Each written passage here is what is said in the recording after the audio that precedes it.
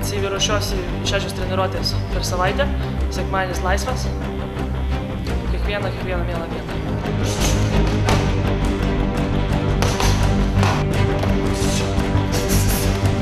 Mano draugai mane palaiko, bet dažniausiai aš niekam nemėgstu sakyti apie kovas, nes kaip kažkam sakai, tada nesiseka.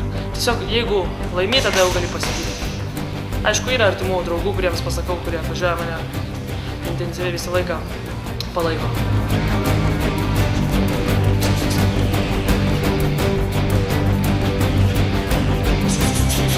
Šiaip labiausiai mėgstu rankom dirbti, kadangi mano idealas kovos yra Maikas Taisonas.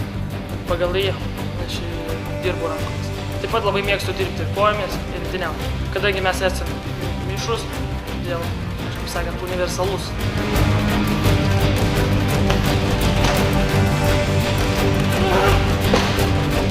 Aš niekada negalvoju apie taktiką, tiesiog mes ruošiamės mišriai šitai kovai ir prisitaikyti, kaip jisai toj kovoj kovos, taip ir aš tenksiuosi prisitaikyti.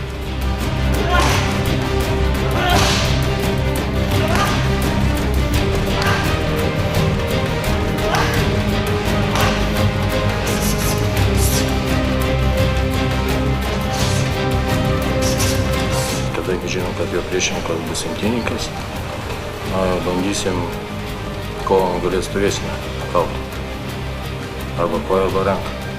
50-50. Pirmiausia, norėčiau biškį paerzinti varžovą ir suteikti malonumo žiūrovams ir tada iš dešinės arba rankos arba iš kairės kojos nukauti.